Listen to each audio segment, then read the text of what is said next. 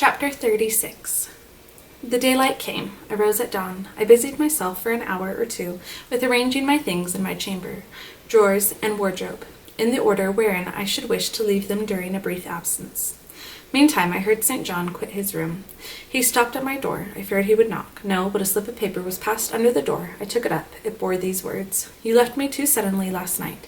Had you stayed but a little longer, you would have laid your hand on the Christian's cross and the angel's crown. I shall expect your clear decision when I return this day fortnight. Meantime, watch and pray that you enter not into temptation. The spirit, I trust, is willing, but the flesh, I see, is weak. I shall pray for you hourly. Yours, St. John." My spirit, I answered mentally, is willing to do what is right, and my flesh, I hope, is strong enough to accomplish the will of heaven, when once that will is distinctly known to me. At any rate, it shall be strong enough to search, inquire, to grope an outlet from this cloud of doubt, and find the open day of certainty. It was the 1st of June, yet the morning was overcast and chilly. Rain beat fast on my casement. I heard the front door open and St. John pass out. Looking through the window, I saw him traverse the garden. He took the way over the misty moors in the direction of Whitecross. There he would meet the coach. In a few more hours I shall succeed you in that track, cousin, thought I. I too have a coach to meet at Whitecross. I too have some to seek and ask after in England before I depart forever. It wanted yet 2 hours of breakfast time. I filled the interval in walking softly about my room and pondering the visitation which had given my plans their present bent. I recalled that inward sensation I had experienced, for I could recall it, with all its unspeakable strangeness. I recalled the voice I had heard. Again I questioned whence it came, as vainly as before. It seemed in me, not in the external world. I asked, was it a mere nervous impression, a delusion? I could not conceive or believe. It was more like an inspiration. The wondrous shock of feeling had come like the earthquake which shook the foundations of Paul and Silas's prison. It had opened the doors of the soul's cell and loosed its bands. It had wakened it out of its sleep, whence it sprang trembling, listening aghast, then vibrated thrice, a cry on my startled ear, and in my quaking heart, and through my spirit, which neither feared nor shook, but exulted, as if in joy over the success of one effort it had been privileged to make, independent of the cumbrous body. "Ere many days," I said, as I terminated my musings, "I will know something of him whose voice seemed last night to summon me. Letters have proved of no avail. Personal inquiry shall replace them." At breakfast, I announced to Diana and Mary that I was going a journey and should be absent at least 4 days. "Alone, Jane?" they asked. Yes, it was to see, or hear news of, a friend about whom I had for some time been uneasy. They might have said, as I have no doubt they thought, that they had believed me to be without any friends save them, for indeed I had often said so, but with their true natural delicacy they abstained from comment, except that Diana asked me if I was sure I was well enough to travel. I looked very pale, she observed. I replied that nothing ailed me save anxiety of mind, which I hoped soon to alleviate. It was easy to make my further arrangements, for I was troubled with no inquiries, no surmises. Having once explained to them that I could not now be explicit about my plans, they kindly and wisely acquiesced in the silence with which I pursued them. According to me, the privilege of free action I should, under similar circumstances, have accorded them. I left Moor House at 3:00 p.m., and soon after 4 I stood at the foot of the signpost of Whitecross, waiting the arrival of the coach which was to take me to distant Thornfield. Amidst the silence of those solitary roads and desert hills, I heard it approach from a great distance. It was the same vehicle whence a year ago I had alighted one summer evening on this very spot. How desolate and hopeless and objectless!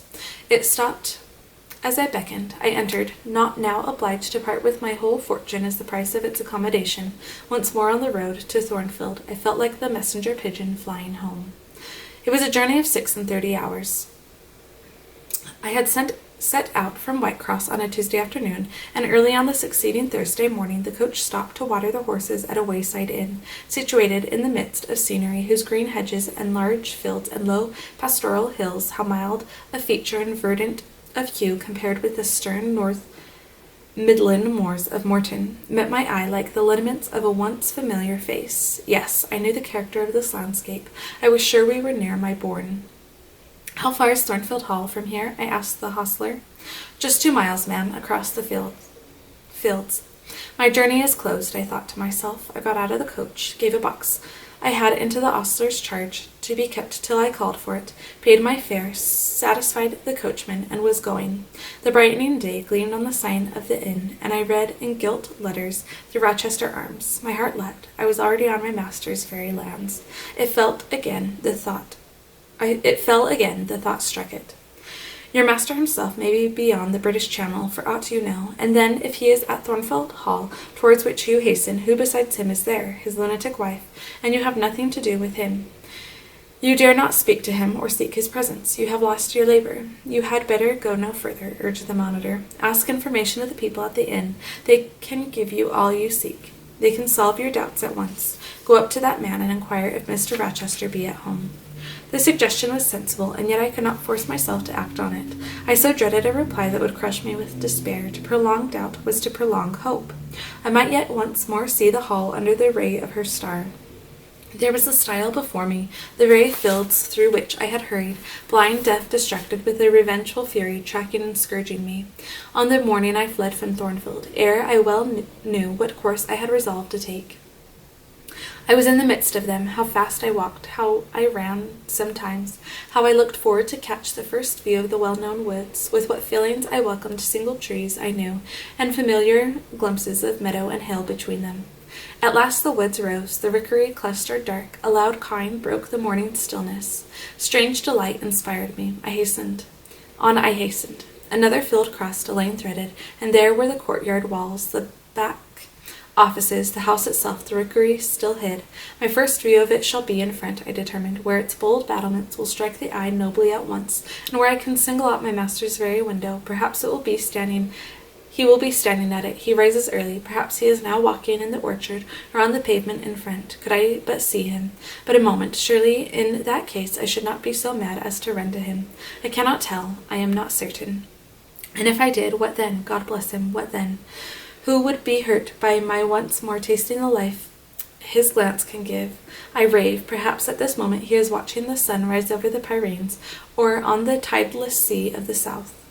I had coasted along the lower wall of the orchard, turned its angle. There was a gate just there, opening into the meadow, between two stone pillars, crowned by stone balls. From behind one pillar I could peep round quietly at the full front of the mansion. I advanced my head with precaution, desirous to ascertain if any bedroom windows' blinds were yet drawn up. Battlements, windows, long front, all from this sheltered station were at my command. The crows sailing overhead perhaps watched me while I took this survey. I wondered what they thought. They must have considered I was very careful and timid at first, and that gradually I grew very bold and reckless. A peep, and then a long stare, and then a departure from my niche at a strain out into the meadow, and a sudden stop full in front of the great mansion, and a protracted hearty gaze towards it. What a affectation of diffidence was this at first, they might have demanded. What stupid regardlessness now. Here an illustration, reader. A lover finds his mistress asleep on a mossy bank. He wishes to catch a glimpse of her fair face without waking her. He steals softly over the grass, careful to make no sound. He pauses, fancying she has stirred. He withdraws, not for worlds would he be seen. All is still. He again advances. He bends above her. A light veil rests on her features. He lifts it, bends lower. Now his eyes anticipate the vision of beauty, warm and blooming and lovely in rest. How hurried was their first glance, but how they fix. How he starts, how he suddenly and vehemently clasps in both arms the form he dare not, a moment since, touch with his finger. How he calls aloud a name and drops his burden and gazes on it wildly. He thus grasps and cries and gazes because he no longer fears to waken by any sound he can utter, by any movement he can make. He thought his love slept sweetly. He finds she is stone dead. I looked with timorous joy towards a stately house. I saw a blackened ruin. No need to cower behind a gatepost, indeed, to peep up at chamber lattices, fearing life was astir behind them. No need to listen for doors opening, to fancy steps on the pavement or on the gravel walk. The lawn, the grounds were trodden and waste. The portal yawned void. The front was, as I had once seen it in a dream, but a shell-like wall, very high and very fragile-looking, perforated, with paneless windows, no roof, no battlements, no chimneys. All had crashed in.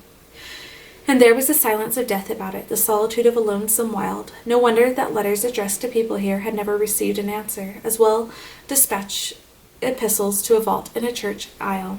The grim blackness of the stones told by what fate the hall had fallen, by conflagration, but how kindled. What story belonged to the disaster? What loss besides mortar and marble and woodwork had followed upon it? Had life been wrecked as well as property? If so, whose? Dreadful question. There was no one here to answer it, not even dumb sign, mute token. In wandering round the shattered walls and through the devastated interior, I gathered evidence that the calamity was not of late occurrence. Winter snows, I thought, had drifted through that void arch, winter rains beaten in at those hollow casements, for amidst the drenched piles of rubbish, spring had cherished vegetation. Grass and weed grew here and there, between the stones and fallen rafters, and oh, where, meantime, was the hapless owner of this wreck? In what land, under what auspices? My eye involuntarily wandered to the grey church tower near the gates, and I asked, is he with Damer de Rochester, sharing the shelter of his narrow marble house? Some answer must be had to these questions. I could find it nowhere but at the inn, and thither ere long I returned. The host himself brought my breakfast into the parlour. I requested him to shut the door and sit down. I had some questions to ask him, but when he complied I scarcely knew how to begin. Such horror had I of the possible answers. And yet the spectacle of desolation I had just left prepared me in a measure for a tale of misery. The host was a respectable-looking, middle-aged man. You know Thornfield Hall, of course, I managed to say at last. Yes, ma'am, I lived there once. Did you? Not in my time, I thought. You were a stranger to me. I was the late Mr. Rochester's butler, he added. The late. I seemed to have received with full force the blow I had been trying to evade. The late, I gasped. Is he dead? I mean the father of Mr. Edward, the present gentleman, he explained. I breathed again. My blood resumed its flow. Fully assured by these words that Mr. Edward, Mr. Rochester, God bless him, wherever he was at least alive, was, in short, the present gentleman. Gladdening words. It seemed I could hear all that was to come, whatever the disclosures might be, with comparative tranquillity. Since he was not in the grave, I could bear, I thought, to learn that he was at the antipodes. Is Mr. Rochester living at Thornfield Hall now? I asked, knowing of course what the answer would be, but yet desirous of deferring the direct question as to where he really was. No, ma'am, oh no. No one is living there. I suppose you are a stranger in these parts, or you would have heard what happened last autumn. Thornfield Hall is quite a ruin. It was burnt down just about harvest time, a dreadful calamity, such an immense quantity of valuable property destroyed. Hardly any of the furniture could be saved. The fire broke out at dead of night, and before the engines arrived from Millcote, the building was one mass of flame. It was a terrible spectacle. I witnessed it myself. At dead of night, I muttered. Yes, that was ever the hour of fatality at Thornfield. Was it known how it originated? I demanded. They guessed, ma'am, they guessed. Indeed, I should say it was ascertained beyond a doubt. You are not perhaps aware, he continued, edging his chair a little nearer the table and speaking low, that there was a lady, a lunatic, kept in the house? I have heard something of it. She was kept in very close confinement, ma'am. People even for some years was not absolutely certain of her existence. No one saw her. They only knew by rumor that such a person was at the hall, and who or what she was, it was difficult to conjecture. They said Mr. Edward had brought her from abroad, and some believed she had been his mistress. But a queer thing happened a year since, a very queer thing. I feared now to hear my own story. I endeavored to recall him to the main fact. And this lady? This lady, ma'am, he answered, turned out to be Mr. Rochester's wife. The discovery was brought about in a strangest way. There was a young lady, a governess at the hall, that Mr. Rochester fell in. But the fire? I suggested. I'm coming to that, ma'am. That Mr. Edward fell in love with. The servants say they never saw anybody so much in love as he was. He was after her continually. They used to watch him. Servants will, you know, ma'am, and he set store on her past everything. For all, nobody but him thought her so very handsome. She was a little small thing, they say, almost like a child. I never saw her myself, but I've heard Leah, the housemaid, tell of her. Leah liked her well enough. Mr. Rochester was about 40, and this governess not 20. And, you see, when gentlemen of his age fall in love with girls, they're often like as if they were bewitched. Well, he would marry her. You shall tell me this part of the story another time, I said, but now I have a particular reason for wishing to hear all about the fire. Was it suspected that this lunatic, Mrs. Rochester, had any hand in it? You've hit it, ma'am. It's quite certain that it was her, and nobody but her, that set it going. She had a woman to take care of her, called Mrs. Poole, an able woman in her line, and very trustworthy, but for one fault, a fault common to a deal of them nurses and matrons. She kept a private bottle of gin by her, and now and then took a drop over much. It's excusable, for she had a hard life of it, but still it was dangerous, for when Mrs. Poole was fast asleep, after the gin and water, the mad lady, who is as cunning as a witch, would take the keys out of her pocket, let herself out of her chamber, and go roaming about the house, doing any wild mischief that came into her head. They say she had nearly burnt her husband in his bed once, but I don't know about that. However, on this night she set fire first to the hangings of the room next her own, and then she got down to a lower story and made her way to the chamber that had been the governess's. She was like as if she knew somehow how matters had gone on, and had a spite in her, and she kindled the bed there. But there was nobody sleeping in it, fortunately. The governess had run away 2 months before, and for all Mr. Rochester sought her, as if she had been the most precious thing he had in the world. He never could hear a word of her, and he grew savage, quite savage on his disappointment. He never was a wild man, but he got dangerous after he lost her. He would be alone, too. He sent Mrs. Fairfax, the housekeeper, away to her friends at a distance, but he did it handsomely, for he settled an annuity on her for life, and she deserved it. She was a very good woman. Miss Adele, a ward he had, was put to school. He broke off acquaintance with all the gentry, and shut himself up like a hermit at the Hall. What? Did he not leave England? Leave England? Bless you, no. He would not cross the door-stones of the house, except at night, when he walked just like a ghost about the grounds and in the orchard, as if he had lost his senses. Which it is my opinion he had, for a more spirited, bolder, keener gentleman than he was before that midge of a governess crossed him. You never saw, ma'am. He was not a man given to wine or cards or racing, as some are, and he was not so very handsome, but he had a courage and a will of his own, if ever man had. I knew him from a boy, you see, and for my part I have often wished that Miss Eyre had been sunk in the sea before she came to Thornfield. Then Mr. Rochester was at home when the fire broke out? Yes, indeed, was he. And he went up to the attics when all was burning above and below, and he got the servants out of their beds and helped them down himself, and went back to get his mad wife out of her cell. And then they called out to him that she was on the roof, where she was standing, waving her arms above the battlements and shouting out till they could hear her a mile off. I heard her and saw her with my own eyes. She was a big woman and had long black hair. We could see it streaming against the flames as she stood. I witnessed, and several more witnessed, Mr. Rochester ascend through the skylight onto the roof. We heard him call Bertha. We saw him approach her, and then, ma'am, she yelled and gave a spring, and the next minute she lay smashed on the pavement. Dead, aye, dead, as the stones on which her brains and blood were scattered. Good God! You may well say so, ma'am. It was frightful. He shuddered. And afterwards, I urged? Well, ma'am, afterwards the house was burnt to the ground. There are only some bits of walls standing now. Were any other lives lost? No, perhaps it would have been better if there had. What do you mean? Poor Mr. Edward, he ejaculated.